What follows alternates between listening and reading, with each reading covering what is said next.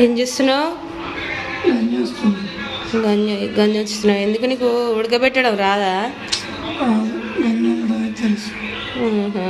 Friends చూడండి, గంజి అయితే ఉంచుతున్నాడు.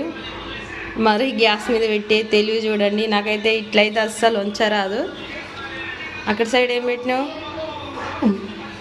పప్పా? ఇక చూడండి ఫ్రెండ్స్, ఇక్కడ సైడ్ అయితే పప్పు మంచి వాసన వస్తుంది. ఇక పప్పు మునక్కాయలు. అక్కడ సైడ్ అయితే వేడి వేడిగా అన్నం అయితే అవుతుంది. గంజి అయితే వంచింది కదా, మళ్ళీ అన్నం చూడండి అంత ఒక్క దగ్గరికి అయితే అంటున్నాడు.